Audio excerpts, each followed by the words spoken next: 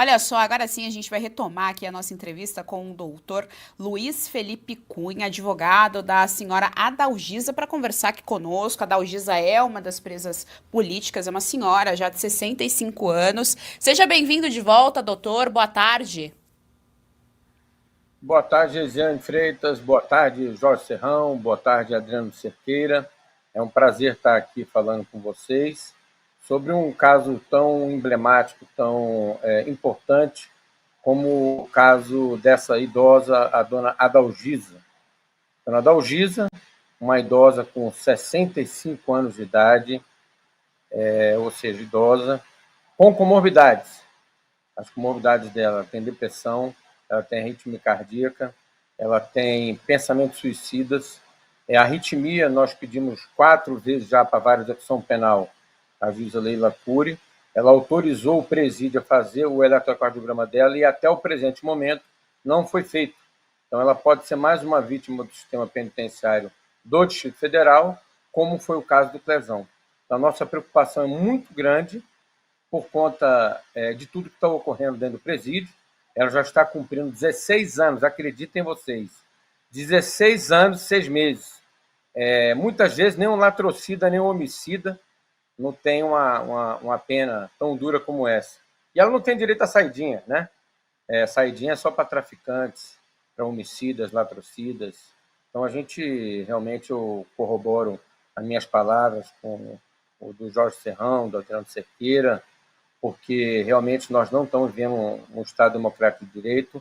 Manter uma senhora idosa de 65 anos, com todas essas comorbidades, porque, como diz a legislação brasileira, a prisão domiciliar que foi dada agora por conta de uma comoção popular para a Débora Rodrigues, que estava pegando a pena de 14 anos por apenas ter pichado ou ali escrito "perdeu Mané", ela só replicou uma frase do próprio presidente atual do STF, ministro Barroso, que, ao ser interpelado por uma pessoa nos Estados Unidos, falou "perdeu Mané". Ela simplesmente escreveu ali na Estátua da Justiça, frente ao STF, "perdeu Mané", de batom. No dia seguinte estava limpo já, e estava tomando 14 anos.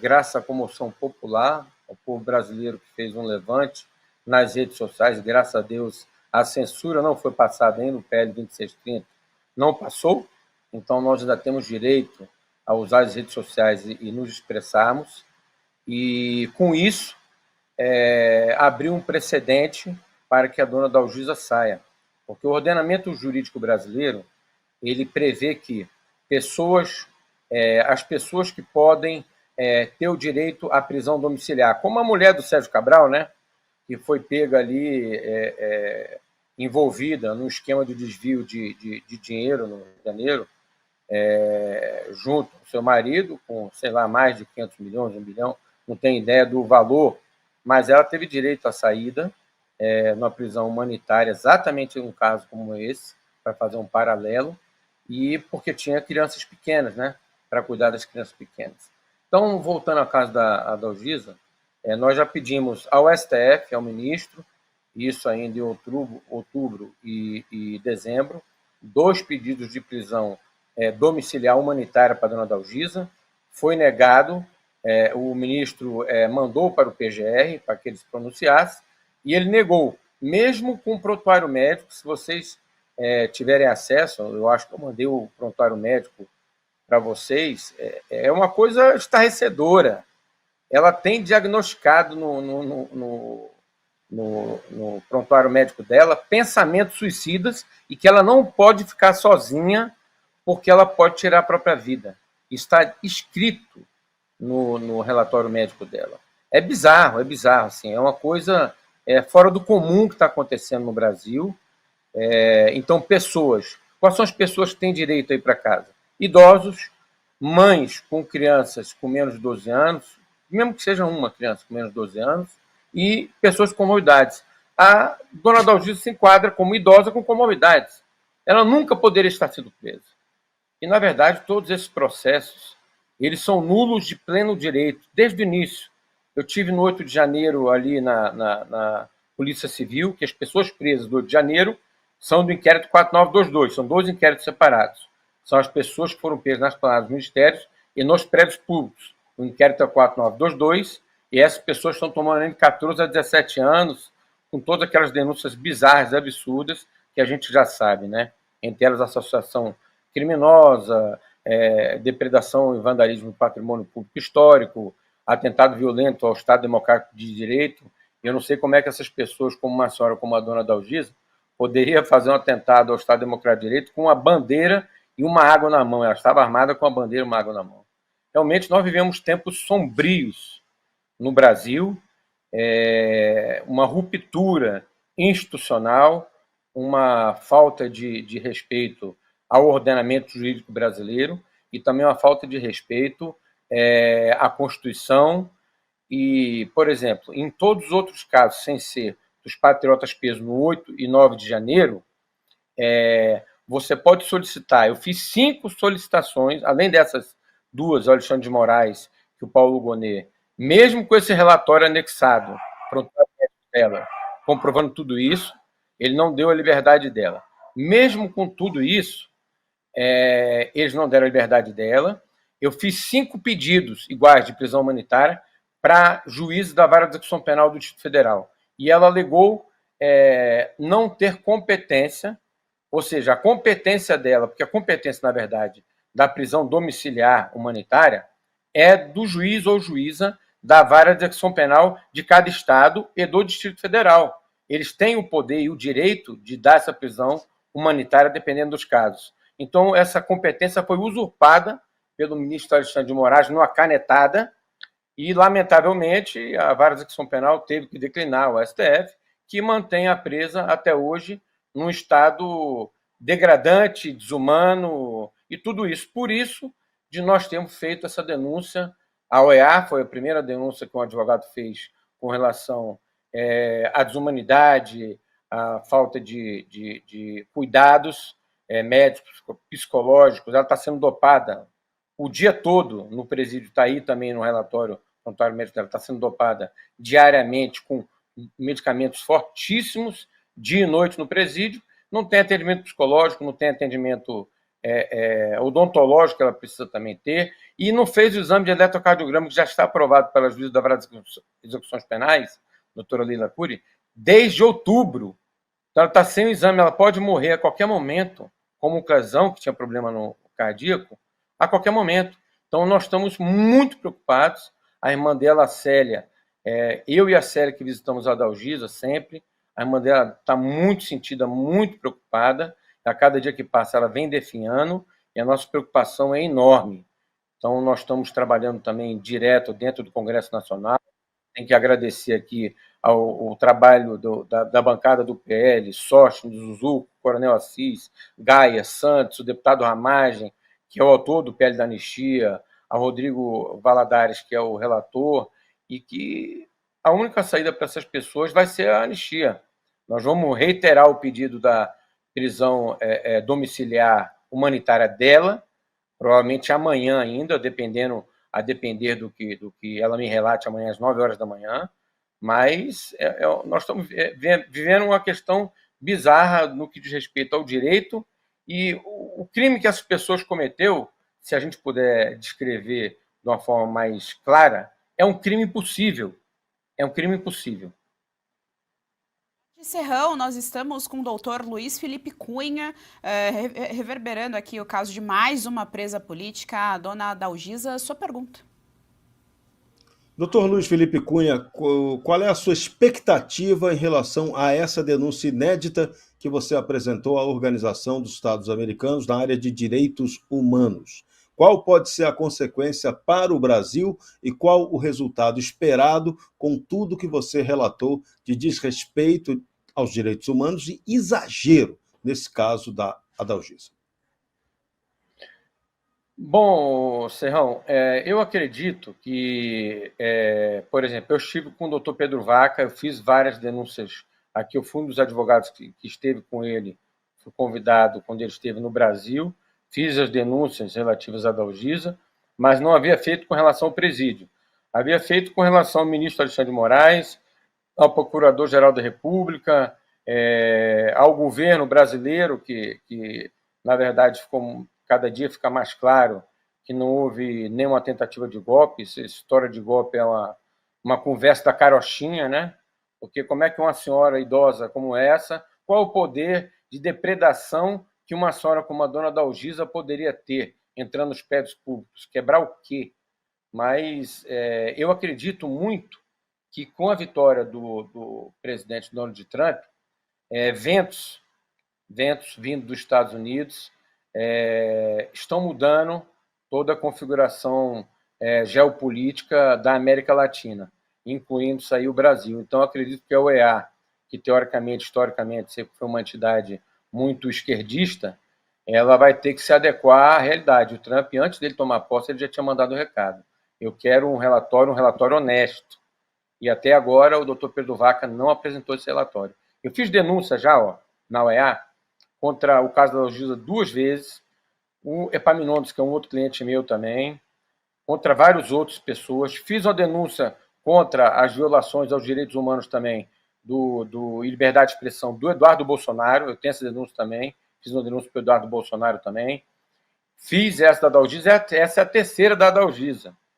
E amanhã, se eu ver que não teve efeito nenhum, ela não teve nenhum atendimento, apesar de tudo que reverberou na mídia do país inteiro, eu vou reiterar outro pedido. Mas eu acredito que nós estamos num momento assim muito auspicioso, muito propício, e eu acredito que os ventos estão mudando. Tanto é que a gente está vendo hoje na Câmara, no Congresso Nacional, uma outra configuração. Os próprios deputados e senadores da direita, do PL, e até do Centrão, vários do Centrão, eles estão se posicionando ali com uma outra postura. A gente está vendo uma outra postura, um embate muito mais acalorado, e isso liderado pelo deputado Sóstenes. Eu tenho que dar o parabéns para o deputado Sóstenes, porque eu acredito que ele está fazendo um trabalho brilhante à frente do PL ali.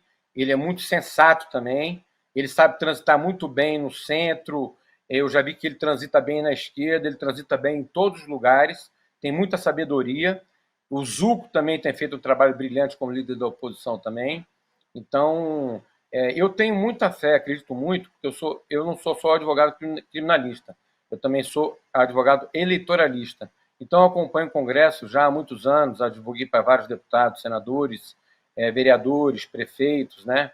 Então, eu acredito muito que o sentimento dentro do Congresso Nacional ele está muito favorável à anistia, muito favorável a essas instituições internacionais, organismos internacionais, como a OEA, a Corte de Haia, né? Eu acredito que está havendo uma mudança, uma ruptura da esquerda.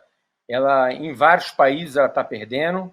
O globalismo também me parece que está tentando avançar aceleradamente, mas também está perdendo em muitos lugares. E eu acredito que a gente está tendo um momento assim, parece até que é uma guerra espiritual, né? Parece até que é uma guerra do bem contra o mal. E eu sinto isso, sabia? Eu sinto que é uma guerra do bem contra o mal. E acredito que nós sairemos vitoriosos e conseguiremos tirar a dona Adriano Dalgisa. Cerqueira, sua pergunta ao doutor Luiz Felipe Cunha. Boa tarde, doutor Luiz Felipe Cunha. É um pouco no que o senhor já vem falando. Como que o senhor está percebendo a mobilização no Congresso Nacional na questão da dona Dalgisa? Como é que está a sensibilização e até que ponto essa questão foi importante? Porque deu para perceber que houve um impulsionamento na questão da anistia esses dias. Então, eu queria entender melhor como que está essa mobilização dentro do Congresso Nacional. Adriano, eu vou te falar que eu acompanho o Congresso desde todos os acontecimentos lá que tomou posse. Eu acho que tomaram posse em 2 de fevereiro, né? Salvo engano, de 2023, a nova configuração do Congresso Nacional. E eu atuei desde o dia 8 de janeiro com os presos, como a dona Dalgisa, na Polícia Civil. Essas pessoas que foram presas nos prédios públicos foram presas e foram para a Polícia Civil do Distrito Federal, ficaram lá 24 horas, né, até serem enviados direto para os presídios. e aquele dito campo de concentração foram as pessoas que foram pegas no QG. Dia 9 de fevereiro, foram induzidos ali a entrar nos ônibus com a conversa de que foram enganados, né? Aquilo foi um crime de perfídia, né? Porque aquele suposto general militar estava lá fez, aquilo é um crime de perfídia, né? Que chama, né? Ele foi um traidor da pátria, né? E ele levou as pessoas para a Academia da Polícia Federal, lá tinha mais ou menos 1.500 pessoas ou até 2.000 pessoas, e nós atuamos na defesa desde o início de mais de 100 pessoas. E o que eu vejo é que a gente sempre pressionou, eu pressionei desde o início, junto com outros advogados, poucos advogados naquele momento, muitos estavam acovardados, mas eu fui um dos que, se você olhar no meu Instagram, eu estava desde o dia 8, 9 de janeiro, e fazendo pro bono na Academia da Polícia Federal, tem lá no meu perfil, está lá, fazendo pro bono. Vocês não têm ideia o tanto de retaliações que eu sofri por conta disso, e nunca baixei cabeça para nenhuma pessoa e continuei firme no propósito desde o início.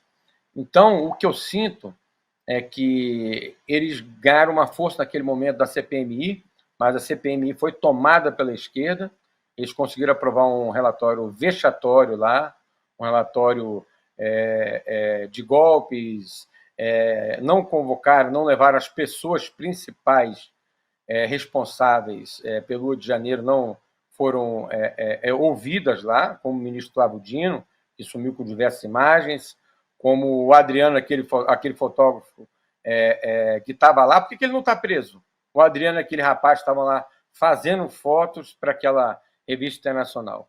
Então, eu vejo que a movimentação hoje, dentro do Congresso Nacional, ela ganhou uma força, assim, eu acredito que após a movimentação, a mobilização do povo brasileiro. Eu acho que o povo se levantou por conta do caso da Débora, o caso do batom, perdeu o Mané. O povo fez um verdadeiro levante, e esse levante impulsionou e encorajou os deputados e senadores, que muitos também estavam acovardados, a meu ver, a se posicionarem, a tomar uma posição mais clara, e agora estão ladeados conosco, advogados, estamos desde o início, familiares de presos. Nós temos mais de 200 pessoas presas ainda. Nós temos mais de 500 pessoas tornozeladas, com tornozeleira eletrônica. Também estão aprisionados, porque não pode sair final de semana, tem que chegar em casa 8 da noite, às vezes a tornozeleira acaba a bateria, falha, e aí a pessoa vai presa de volta, tem que trocar a tornozeleira machuca a perna. Então essas pessoas também adoeceram. Isso adoeceu a vida de várias famílias, não só quem está preso como a dona Dalgisa, mas várias pessoas adoeceram com tudo isso. Até nós advogados, nós somos feitos de carne e osso. Nós também sofremos na pele. Eu sofro com a Célia, a irmã da Dalgisa, diariamente. A gente, às vezes, se abraça e chora junto, pelo sofrimento da irmã dela. Mas eu vou dizer para vocês que eu tenho muita fé, tenho plena convicção que a anistia vai passar e vai ser a salvação de todas as pessoas presas, tornozeladas, exilados políticos, jornalistas perseguidos. E quantos jornalistas tiveram suas redes sociais derrubadas nos Estados Unidos? Rodrigo Constantino, Paulo Figueiredo, tantos outros, né, que tiveram também perseguições, Lacombe também, Alexandre Garcia, eu acho também.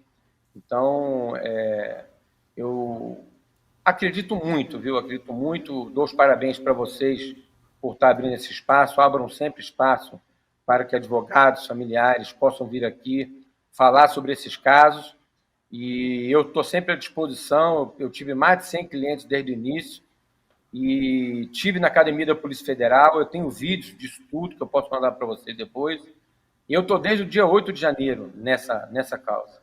E só Deus realmente para me manter de pé, vendo tantas atrocidades e aberrações jurídicas, vendo tudo isso que a gente vê, e vocês também estão desde o 8 de janeiro acompanhando tudo isso e trabalhando imbuídos desse propósito. E nós chegaremos à vitória, e a vitória será uma anistia ampla e restrita para todas essas pessoas. Muito obrigada, doutor Luiz Felipe Cunha, pelos esclarecimentos prestados aqui ao nosso Jornal da Oeste. Tanto o Jornal da Oeste quanto a Revista Oeste estão sempre de portas abertas para recebê-lo. Muito obrigada, tenha uma boa tarde. Gislane, muito obrigado, Jorge Serrão, grande prazer. Adriano Cerqueira, eu acho que eu falei com ele direct do Instagram, vou mandar depois uma conversa para ele. E foi um grande prazer estar aqui. Estou à disposição sempre que necessário, podem me chamar. Amanhã eu vou atender a dona Dalgisa, vou saber como ela está e, em caso que não tenha sido atendido, caso ela não tenha sido atendida ainda, nós vamos ingressar amanhã, reiterar o pedido na OEA, a denúncia contra o tratamento desumano que ela está sofrendo dentro da colmeia. Então, agradeço de coração a todos vocês e vamos em frente e anistia já. Estaremos dia 6 de abril agora, estarei na Paulista com a irmã dela, Dona Célia, levando também a bandeira da Luísa lá e a bandeira de todos esses brasileiros que são presos políticos e exilados que estão na Argentina e em outros lugares do país e mundo afora, quer dizer.